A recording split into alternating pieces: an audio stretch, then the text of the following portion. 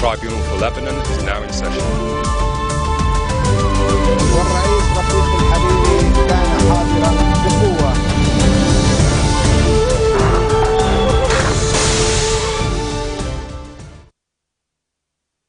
Bonjour à tous et merci de nous rejoindre sur Futur TV pour cette nouvelle édition de la rédaction. Voici les titres de ce journal.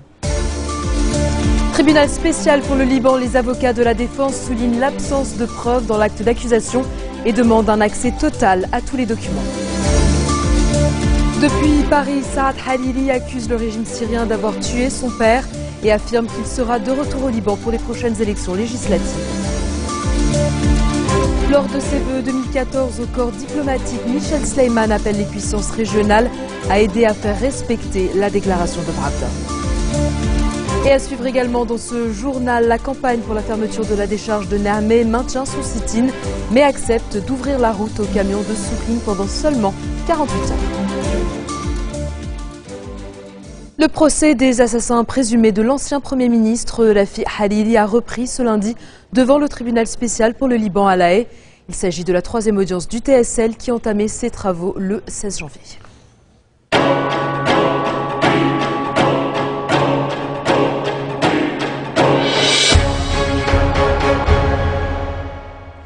Les avocats de la défense de 2 des 4 accusés ont pris la parole ce matin pour se livrer à des déclarations préliminaires sur des questions procédurales.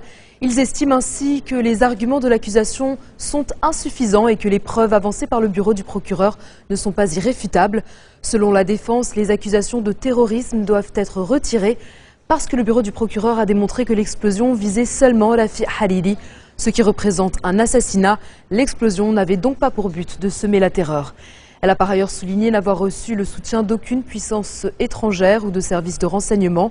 Les avocats ont ainsi demandé un accès total à tous les documents de l'accusation qui ont nécessité un concours étranger, notamment de la part du FBI. Le chef du bureau de la défense, François Roux, a également fait quelques observations sur le dossier Hassan Habib Merahi. Un mandat d'arrêt a été délivré en 2013 contre ce 5e suspect, mais les poursuites à son encontre n'ont pas été jointes au procès des 4 autres accusés. Il a également dit regretter que le nom de Merahi ait été prononcé 124 fois lors des déclarations préliminaires du procureur sans que l'accusé soit représenté et puisse se défendre.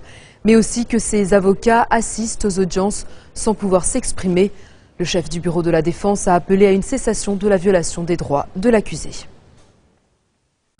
Saad Hariri est revenu sur le tribunal spécial sur le Liban lors d'une interview à la radio Europe 1 à Paris. L'ancien Premier ministre a accusé le régime syrien d'avoir tué son père. On l'écoute. Pendant 2 jours, vous venez d'assister au procès et vous étiez au dernier rang de la partie civile. Qu'est-ce que vous avez ressenti, vous ? J'ai senti que finalement, depuis 50 ans, le Liban, les assassinats politiques fait la politique au Liban. Finalement, pour la première fois, un tribunal tente de mettre la fin de l'impunité.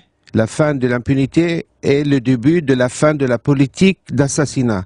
Ceci est la vraie défense de la démocratie et de la liberté du Liban. Mais vous avez été ému, vous ? J'étais beaucoup ému. J'ai vu comment ils ont assassiné un homme de modération, mon père, et finalement on voit la justice que le Liban attend toujours. Les 5 tueurs sont jugés par contumace, c'est-à-dire qu'ils ne sont pas là.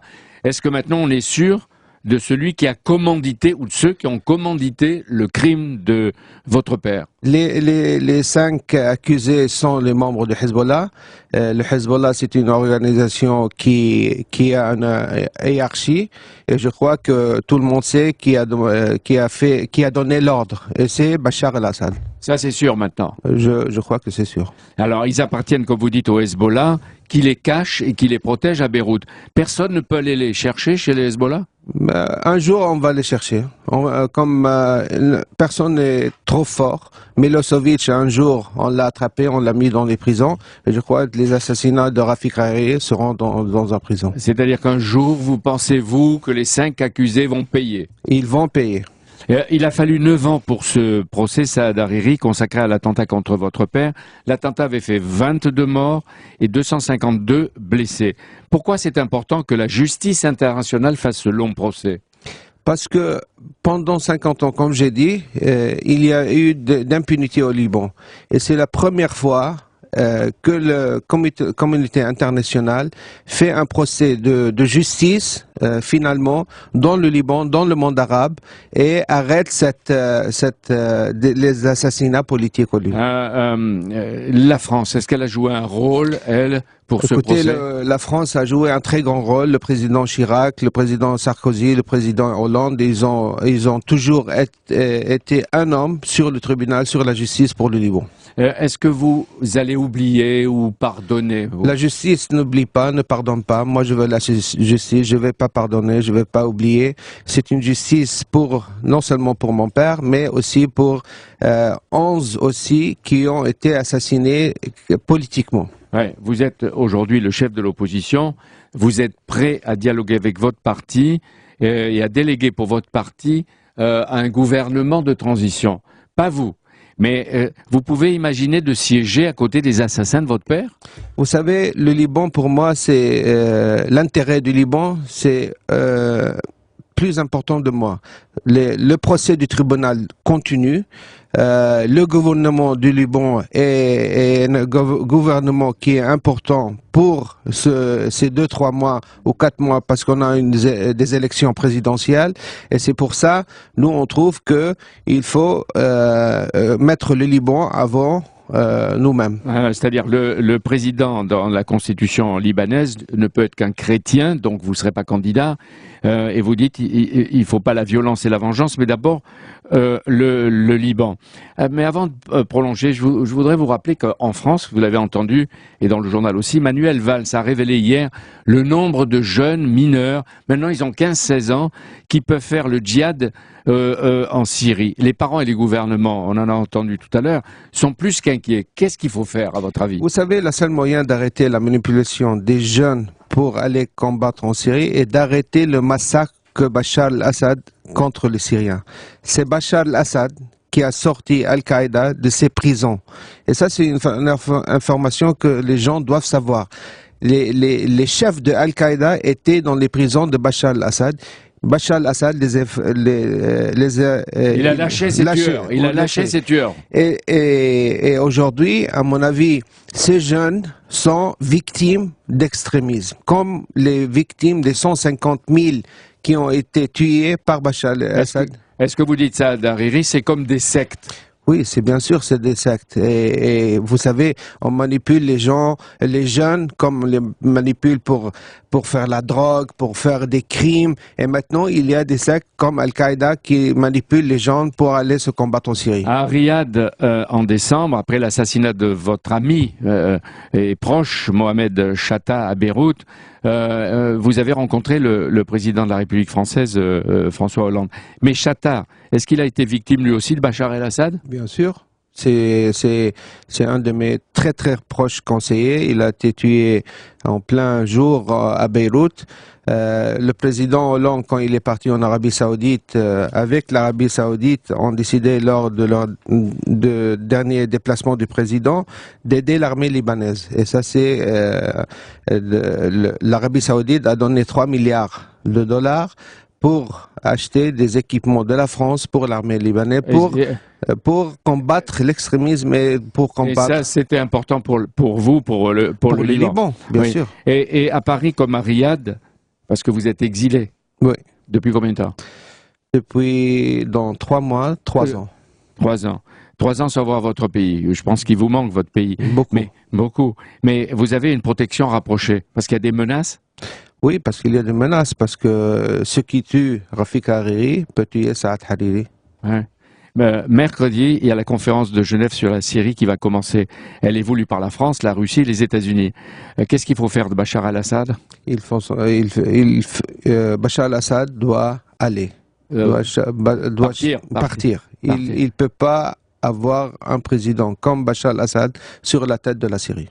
Est-ce que vous croyez que les Russes et les Iraniens maintenant vont réussir à convaincre Bachar el-Assad de ne pas être candidat à sa réélection, donc de partir? C'est le job de la Russie, de l'Iran, de dire à Bachar el-Assad de s'en aller, à mon avis. Parce que les Syriens ne veulent pas de Bachar el-Assad. Et Bachar el-Assad, c'est lui le vrai Al-Qaïda que tout le monde doit combattre aujourd'hui. Vous, Rafik Hariri, votre père, construisez un Liban moderne et modéré. Que dit ce matin ici à Europe son fils Saad Hariri aux Libanais et au peuple arabe? Vous savez, le pape Jean-Paul II est venu et a dit que le Liban, c'est un pays message de coexistence, de pluralité, de modération, de rencontre. Rafik Hariri a donné sa vie pour défendre ce message. Moi, son fils de Rafik Hariri, je continue à croire en ce message et que je continuerai à le défendre. Le Liban le mérite et les Libanais aussi. Je vous remercie d'ailleurs de parler français, vous qui parlez peut-être plus facilement anglais ou arabe. Vous rentrerez dans votre pays, je ne dis pas un jour, en septembre il y a des élections. Est-ce que vous pourriez y retourner pour avoir une majorité et peut-être pour devenir Premier ministre? Je vais retourner au Liban pour les élections et pour un jour être le Premier ministre. Et puis cette réaction de Bachar el-Assad au propos de Saad Hariri, le président syrien, a accusé le tribunal international d'être politisé et de vouloir faire pression sur le Hezbollah au Liban, tout comme sur la Syrie dans le passé, immédiatement après l'assassinat de Hariri. Assad affirme ainsi n'avoir constaté aucune preuve tangible contre les parties impliquées dans l'affaire. Dans un instant, nous ferons le point sur le reste de l'actualité libanaise. À tout de suite.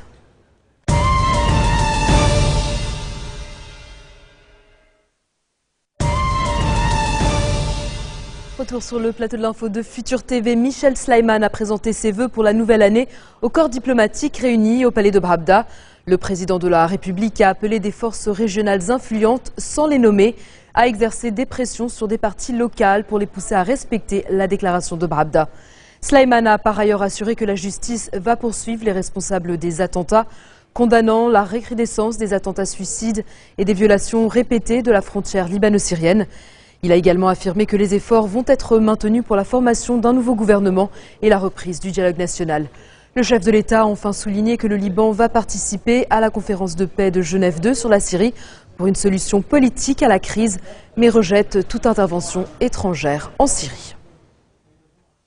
Courageuse, c'est ainsi que Michel Aoun a qualifié la récente déclaration de Saad Hariri sur la formation du nouveau gouvernement. Dans un entretien accordé vendredi à l'agence Reuters, l'ancien Premier ministre a affirmé qu'il était prêt à gouverner avec le Hezbollah si une telle coalition devait permettre au pays de sortir de l'impasse politique dans laquelle il se trouve maintenant depuis 9 mois. Pour le chef du courant patriotique libre, cette déclaration facilite la formation du gouvernement et constitue la base d'un nouveau départ vers un nouveau Parlement. Michel Aoun a par ailleurs assuré que les obstacles pour la formation de ce cabinet ont été éliminés.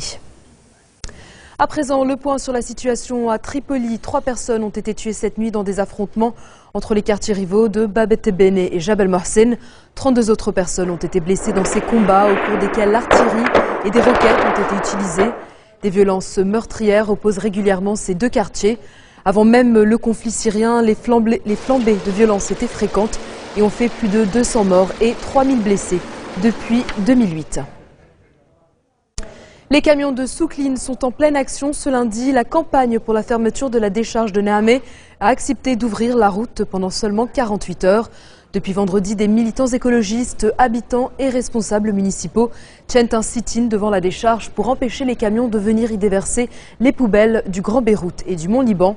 Dans le collimateur des protestataires, la décision récente de repousser le délai de fermeture de la décharge du 17 janvier 2014 à la même date en 2015. Une décision insupportable pour les résidents qui se plaignent depuis des années des désagréments et des risques de la présence d'une telle décharge sur les villages alentours. L'armée israélienne a démantelé 2 stations d'espionnage près de la localité de Hadaïsé au Liban Sud.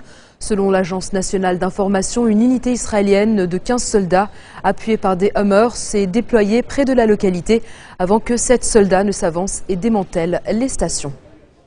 Et c'est la fin de ce journal. Tout de suite, le rappel des titres qui ont marqué l'actualité de cette journée. Tribunal spécial pour le Liban, les avocats de la défense soulignent l'absence de preuves dans l'acte d'accusation et demandent un accès total à tous les documents. Depuis Paris, Saad Hariri accuse le régime syrien d'avoir tué son père et affirme qu'il sera de retour au Liban pour les prochaines élections législatives. Lors de ses vœux 2014, au corps diplomatique, Michel Sleiman appelle les puissances régionales à aider à faire respecter la déclaration de Bradda. Et puis la campagne pour la fermeture de la décharge de Niamey maintient son sit-in, mais accepte d'ouvrir la route aux camions de Soukline pendant seulement 48 heures. Merci de votre attention. Retrouvez-nous tous les jours à 16h40 heure de Beyrouth. Vous pouvez également nous suivre en ligne sur notre site web ou en téléchargeant notre application mobile. Excellente soirée à toutes et à tous. Au revoir. The Special Tribunal for Lebanon is now in session.